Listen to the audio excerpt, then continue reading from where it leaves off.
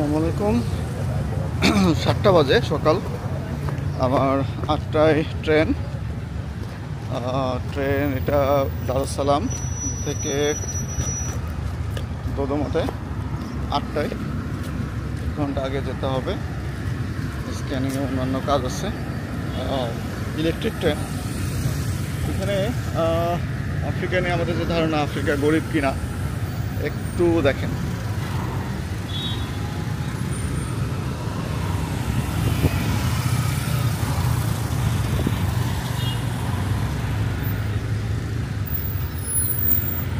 এবং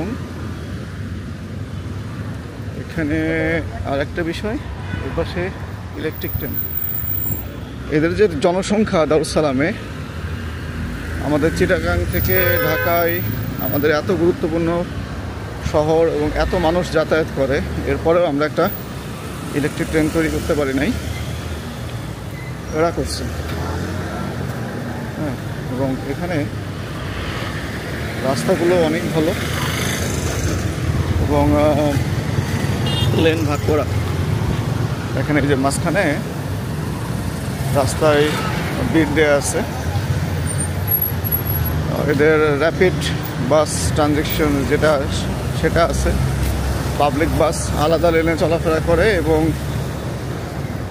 সেটা পুরোপুরি সরকারিভাবে পরিচালিত। ওই লেনে কোনো প্রাইভেট কার ঢুকতে পারে না। তো আমাদের মেট্রো আছে ঢাকা সিটির ভিতরে, 250 কিলোমিটার দূরে নাই। যে ট্রেনটা 250 কিলোমিটার, এটা 2.5 ঘন্টায় যায়। অর্থাৎ যে ট্রেন নিচ্ছি এটা 250 কিলোমিটার দূরে যাবে রাজধানীতে, এবং সেটা 2.5 ঘন্টায়। সামনে স্টেশন, হেঁটে যাচ্ছি। আমার হোটেলটা খুব কাছে ছিল, মাত্র হাফ কিলো। তো হেঁটে যাচ্ছি। সামনে পাশে সরকারি অফিস এবং এটা এদের ইলেকট্রিক ট্রেন স্টেশন, পুরোটা গ্লাসের। এবং ভেতরে আমাদের 4তলা বিল্ডিং। ভেতরে সেট আপগুলো আমাদের যমুনা ফিউচার পার্ক অথবা বসুন্ধরা সিটির মতো অতি আধুনিক। ভেতরে যে কোনো আধুনিক একটা বিমানবন্দরের মতোই দোকানপাট আছে। ওই যে ট্রেন দেখা যাচ্ছে, সামনে ঢুকতে হবে। কতটা রাখি।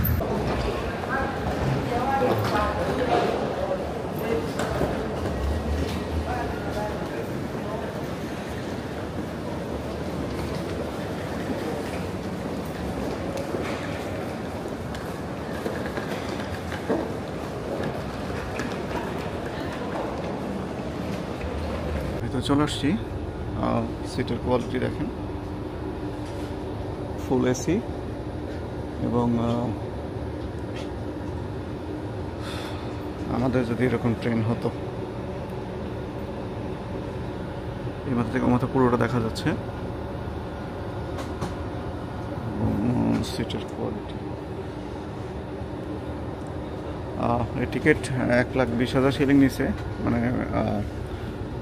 $40, প্রায় 4,500 টাকা। কিন্তু 6 ঘন্টার রাস্তা আমাকে 2.5 ঘন্টায় অথবা 3.5 ঘন্টায় নিয়ে যাবে। বাইরের অবস্থা দেখে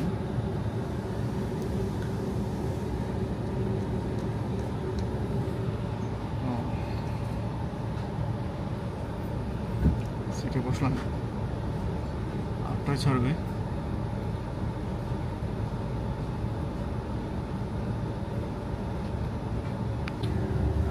ট্রেন ছাড়লো। সবচেয়ে মজার ব্যাপার, ট্রেনের যে সাউন্ড, ঝিকঝিক, এই সাউন্ডটা একেবারেই নাই, একেবারে চুপচাপ নীরব। ইলেকট্রিক ট্রেনে এটাই আমার প্রথম চড়া, এই কারণে হয়তো এটা শিশুতোষ মনে হবে, কিন্তু ফিল করতেছে যে ট্রেন যাচ্ছে, যেটা এটা কোনো সাউন্ডলেস, একেবারে সাউন্ডলেস। তো শহর থেকে বেরোয় যাচ্ছে, স্পিড বাড়ানো শুরু করলো। এটা 100 কিলোমিটার বেগে, 100 মাইল 150 কিলোমিটার বেগে যায়। স্পিড অনেক বেশি হবে কথা। নিচে রাস্তার কাজ চলতেছে। গত বছর তানজানিয়া সরকার 22,000 কিলোমিটার নতুন রাস্তা তৈরি করছে নিজস্ব অর্থায়নে। প্রচণ্ড এদের ডেভেলপমেন্ট খুবই ফাস্ট এখন। দেখি জার্নিটা কেমন হয়। একেবারে পরিষ্কার পরিচ্ছন্ন train.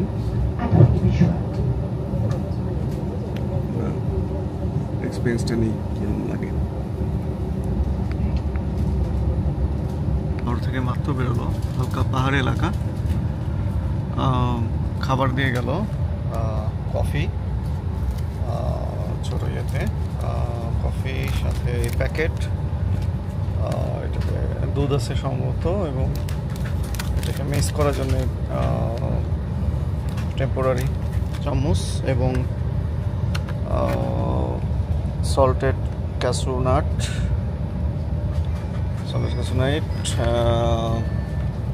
Tropical milk drink juice এবং বিস্কিট। সো সার্ভিস খুবই ভালো। এবং একে দেখেন ট্রেন কিন্তু চলমান, 100 কিলোমিটার বেগে চলতেছে, কিন্তু ট্র্যাক এতটা চমৎকার যে আমি এইটা কি বলে রেখে দিতে পারছি আর কি সিটে। এটা ঠিকঠাক আছে, কাঁপতেছে না। বাইরে পাহাড়ি এলাকা। মাত্র আমরা দারুসালাম থেকে 10 মিনিট হলো ছাড়ছে। সামনে বিভিন্ন রকম আফ্রিকার দৃশ্য এটা দেখা যাবে। ওকে,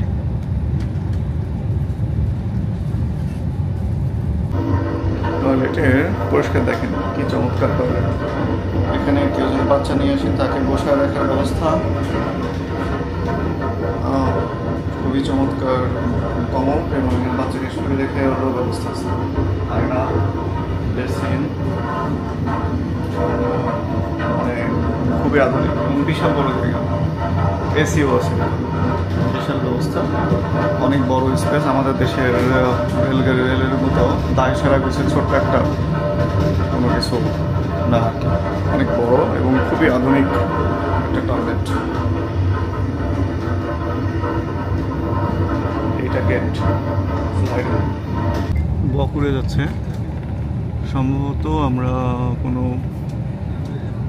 জলাভূমির মধ্য দিয়ে যাচ্ছি, নিচু এলাকা। আমরা বেশ উঁচুতে, অপূর্ব সুন্দর। হ্যাঁ, এটা পুরোটাই সোয়াম্প এরিয়া, পানি জমে আছে অনেক।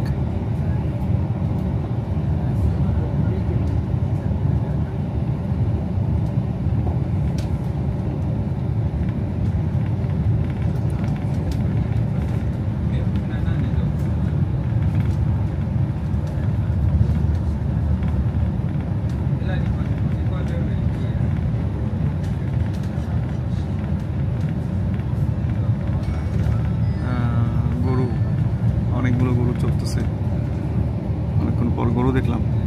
বসতি খুবই কম, মানে পুরো এলাকা ফাঁকা। মাটি পাথুরে মাটি মনে হচ্ছে। সোয়াম পার হয়ে আবার পাহাড়ি এলাকায় ঢুকে গেল। পাহাড়ি বলতে মানে টপোগ্রাফি হালকা উঁচু নিচু, প্রচুর পাথর দেখা যাচ্ছে।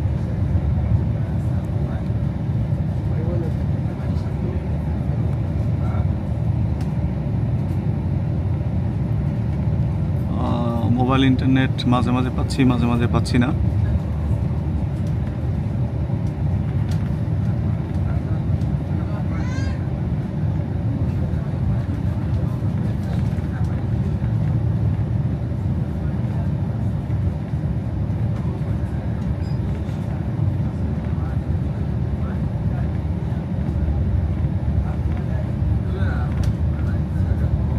ঘন্টা ধরে আসার পরে এই প্রথম একটু চাষবাসের লক্ষণ দেখলাম। এটাকে সিশেল বলে, পাটের মতো এখান থেকে আঁশ তৈরি হয় এবং এটাতে দড়ি বানানো হয়। মোটামুটি আকারে 70-80 কিলোমিটার পর্যন্ত পার হল, এবং এর মধ্যে কোনো চাষবাস দেখি নাই। আজকে শুধু একবার গরু দেখলাম, আর এইখানে এসে শিশেল দেখতেছি আর কি। অনেকটা আনারসের যে গাছগুলো সেগুলোর মতো আনারস ছাড়া বেশ বড় প্লান্টেশন, যতদূর চোখ যাচ্ছে প্রচুর বড়, পুরোটাই শিশাল করছে। আমরা মরোগোরো সামনে, মরোগোরো নিয়েই আসলে আমার প্ল্যান ছিল। তানজানিয়া একটা ভৌগোলিকভাবে খুব ভালো লোকেশন, কারণ মরোগোরো সিলেক্ট করা ছিল। মরোগোরো থেকে 200 কিলোমিটার দূরে দারুসালাম পোর্ট। সো 200 না, সরি 100-150 কিলোমিটার মতো হবে। তো এটা একটা ভালো লোকেশন ছিল। তানজানিয়া সবই পজিটিভ, মানুষজন ভালো, ভৌগোলিকভাবে ভালো পজিশন, সি পোর্ট আছে, ল্যান্ডলক না। তো সমস্যা হচ্ছে এদের ট্যাক্স পলিসি এবং হচ্ছে ফরেন ইনভেস্টমেন্ট পলিসি, যেটা সেখানে এরা যে পরিমাণ ট্যাক্সের কথা বলে, সব কিছু মিলায় দেখা যায় কি বিজনেসে যেটা আপনার প্রফিট হবে তার 50% প্রথমে এরা ভালো সুযোগ দেবে, ওপেন থাকবে। তারপর যখন আপনার ফুল ইনভেস্টমেন্ট হয়ে যাবে, অর্থাৎ আপনি যখন আটকায় গেলেন, তখন এরা যেটা করবে, এরা 50% আপনার কাছ থেকে নিয়ে নেবে, অর্থাৎ আপনার প্রফিটের 50% নিয়ে নেবে। সো এই কারণে এদের বিজনেস ল, ট্যাক্স এবং অ্যাকাউন্টসের ব্যাপার যেটা, সেটা দেখার পরে সেটা এবং ভালোভাবে খোঁজ নেওয়ার পরে ওই জায়গাটাতে আমি পিছিয়ে গেছি। তো এখানে এই জায়গাটাতে উগান্ডাতে বেশ ছাড় আছে, যদিও ল্যান্ডলক কান্ট্রি, কিন্তু এই যে ইনভেস্টমেন্ট পলিসি এবং ট্যাক্স এবং এই জায়গাটাতে, যেখানে তানজানিয়া খুব কঠোর অবস্থানে এবং অতিরিক্তভাবে ট্যাক্সটা নিয়ে থাকে, সেটা উগান্ডাতে তুলনামূলক কম আছে। সম্ভবত কোনো স্টেশনের কাছাকাছি চলে আসছি আমরা, অনেকগুলো ট্রাক এবং খুবই পরিচ্ছন্ন চারদিকে। পুরো রেল লাইনের দুই পাশেই, আমাদের যেমন পুরো রেল লাইনটা ফাঁকা, দুপাশে কোনো বেলা নাই। যত দূর আসলাম রেল লাইনের দুপাশেই কাঁটাতারের বেড়া, যেন কেউ ভুলে রেল লাইনের সামনে চলে না আসে। সো এইটা অনেক ভালো একটা ব্যাপার এবং অনেক নিরাপদ। এটা নতুন রেল স্টেশন,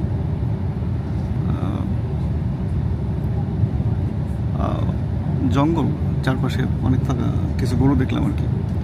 তো ছোট ছোট টিলা, ঢেউ খেলানো, এবং এখন ড্রাই সিজন চলতেছে পূর্ব আফ্রিকায়। বর্ষাকালে নিশ্চয়ই পুরোটা সবুজ হয়ে উঠবে। এখন একটু ঘাসগুলো একটু হলুদ, কিছু গরু, হ্যাঁ, খুবই চমৎকার গরু, স্বাস্থ্য। ওকে, সামনে এই যে এখানে আর একটা ফার্ম, গরু, অনেকগুলো গরু দেখা যাচ্ছে।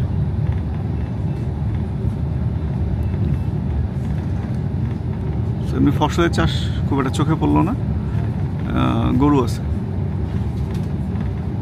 গরু দেখা যাচ্ছে।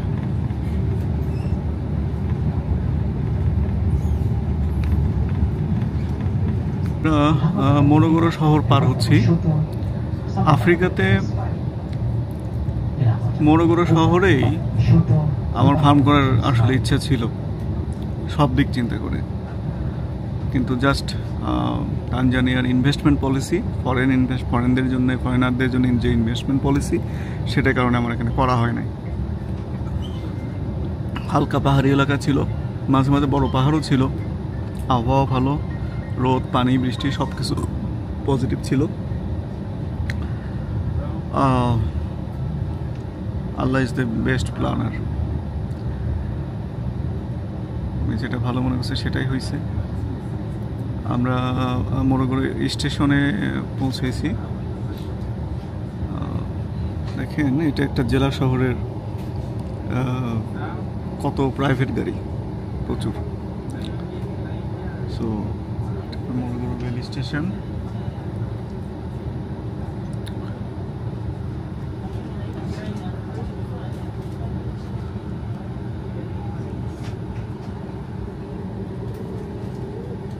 দরজা বন্ধ, সবাই অপেক্ষা করতেছে, নতুন যাত্রী নামবে। ভিজিটর কারোই স্টেশনে ঢোকার পারমিশন নাই যাত্রী ছাড়া। সবাই স্টেশনের বাইরে আছে।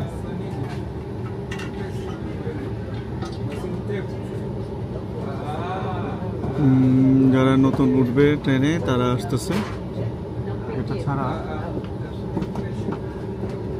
আচ্ছা, আমি আমার সিটে ব্যাক করি।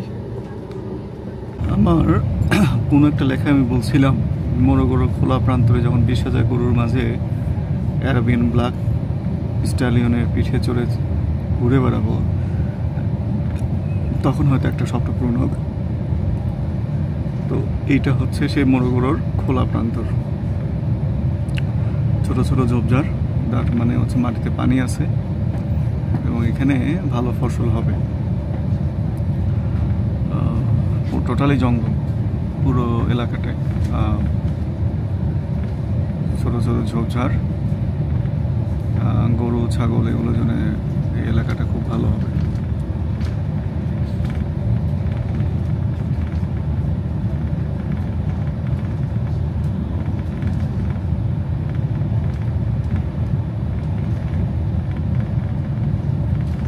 পুরো জঙ্গল, পুরোটাই জঙ্গল, যতদূর চোখ যায়। খোলা প্রান্তর নিয়ে যেটা ভাবছিলাম অনেকটা সেরকমই, কিন্তু এটা শুরু করতে হচ্ছে উগান্ডাতে।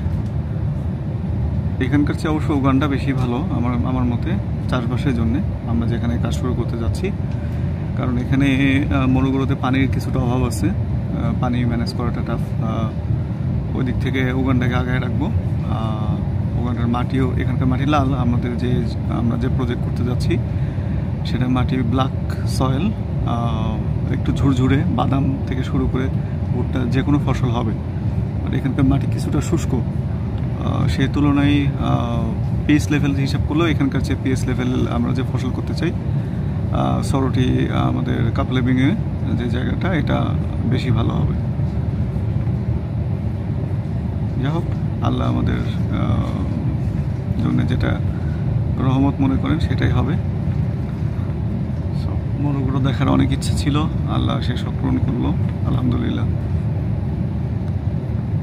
মোরগগুলো পার হয়েছে 30 মিনিটের মতো হবে। এখানে সে এলাকায় এই হলুদ ফুলওয়ালা এই ছোট ছোট ঝোপ গাছগুলো প্রচুর, একই রকমের গাছ সবগুলো, এর মধ্যেই গরু ছাগল নিচ দিয়ে চড়ে বেড়াচ্ছে। একটা গাছই সম্পূর্ণ এলাকা। গাছগুলো বেশি বড় না, 10 ফিট 12 ফিট। তবে এই এলাকাতে পানি আছে বোঝা যাচ্ছে, এই যে পানি দেখা গেল। এবং বেশ কটা মানে অল্প কিছু পুকুর দেখলাম, একদম টলটলে পানি, তার মানে এখানে মাছও খুব ভালো হবে। তো এখানে পানি আছে এবং সমৃদ্ধ এলাকা, ফসল খুব ভালো হবে। মাটিতে আর্দ্রতা যেটা বলে সেটা খুব ভালোভাবে আছে। সামনে বিশাল পাহাড়। ও, টানেলে ঢুকে গেলাম। আমি ভাবছিলাম অনেক উঁচু পাহাড়ের উপর দিয়ে কীভাবে যাবে, টানেল পার হয়ে আসলাম। পাশে একটা নদীর মতো, খালের মতো দেখা যাচ্ছে। বিশাল পাহাড় দুই পাশে ছিল, নদীর মতো আর কি। সম্ভবত বৃষ্টি হলে এটা পুরোটা নদী হয়ে যায়, পাহাড়ি নদী। এই যে বাম পাশে বিশাল পাহাড়। একটু কনফিউজ ছিলাম যে আসলে এর মাঝখান দিয়ে কীভাবে যাবে, কিন্তু রাস্তা আছে। এটা কলিসা, মোরগোরো পার হয়ে আসলাম। দোদমা 461 কিলোমিটার দারুসালাম থেকে। এই 461 কিলোমিটার রাস্তা 3.5 ঘন্টায় এই ট্রেনে আমরা যাবো আর কি। টোটাল নদীতে এখন পানি নেই, ক্ষীণ ধারা, তো বৃষ্টি হলে সম্ভবত প্রচুর পানি হয়। যাই হোক, কলিসা পার হচ্ছি, আরও 250 কিলোমিটার যেতে হবে। 200 কিলোমিটার মতো। এটা মনে হয় 1 ঘন্টা 20 মিনিটে চলে যাবে। তো আমরা পুরোপুরি পাহাড়ি এলাকার মাঝ দিয়ে যাচ্ছি এবং ট্রেন ক্রমাগতভাবে উপরে উঠতেছে।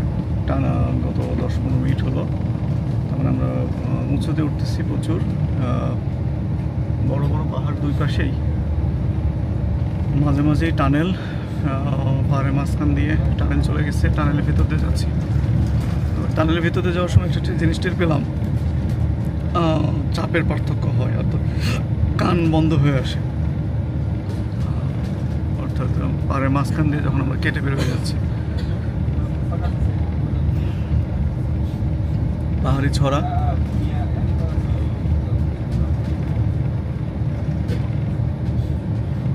পুরোটাই পাহাড়গুলো যখন কাটা হয়েছে পুরোটাই পাথুরে পাহাড়।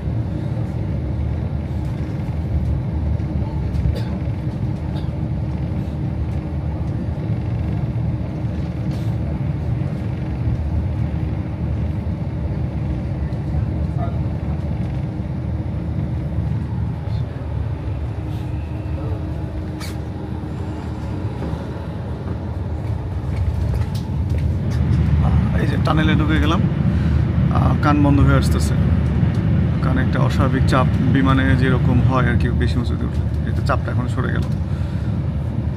এটা নতুন অভিজ্ঞতা। সামনে মনে হয় আর একটা টানেল আছে, ও না টানেল নাই, এবং হ্যাঁ টানেলে আবার ঢুকে গেলাম। কান বন্ধ হয়ে আসতেছে।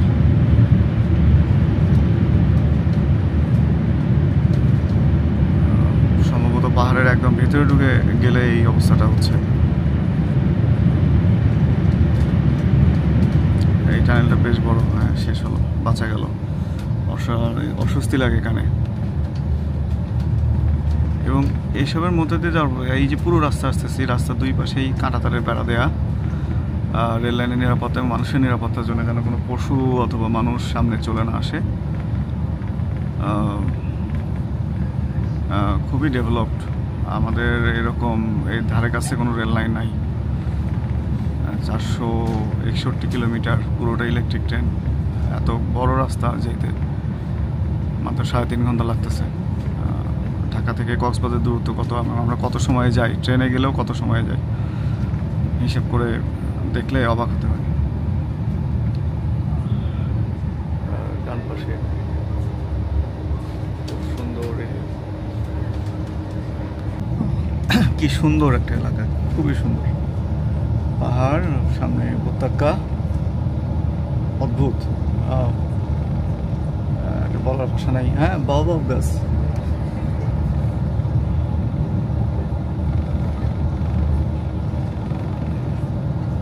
খুবই সুন্দর, খুবই সুন্দর।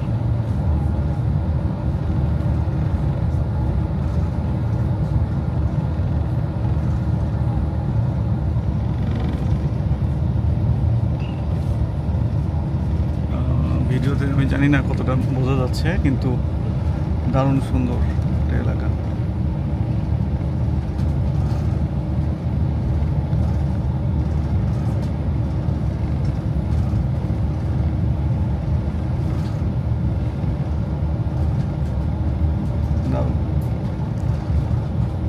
ভুট্টা গাছ আছে, বসতি অনেক দূরে দূরে। হ্যাঁ, গরু দেখা যাচ্ছে কিছু, অল্প কিছু। মানুষজন খুবই কম, মানুষ খুবই কম। 1-1.5 কিলোমিটার পর পর এক একটা বাড়ি। এটা একটু জলাভূমি মনে হচ্ছে।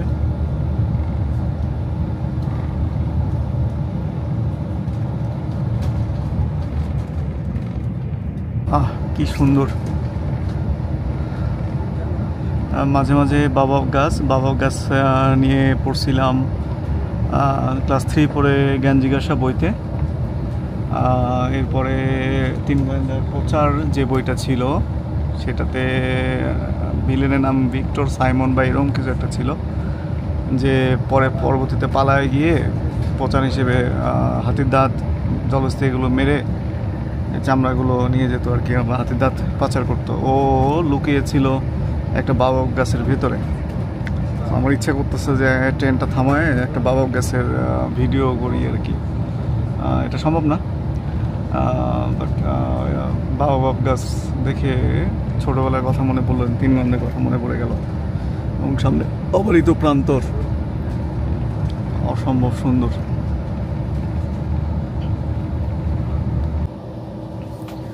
মনে হয় চলে আসছি। 11:20 পৌঁছানোর কথা ছিল, 11:20 পৌঁছেছে, একদম ঘটির কাঁটা ধরে।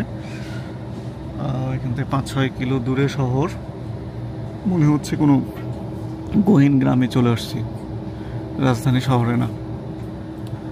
এখন নামতে হবে, সমুদ্র স্টেশনে ভিডিও করা নিষেধ, সো বের হয়ে এরপরে আবার দেখা যাবে। সময় মতো পৌঁছে গেলাম, জার্নিটা খুবই ভালো ছিল, উপভোগ্য ছিল, এবং ট্রেনের সার্ভিস অসাধারণ। সব কিছু মিলিয়ে খুব পজিটিভ একটা অভিজ্ঞতা হলো। আপাতত রাখছি। আসসালামু আলাইকুম।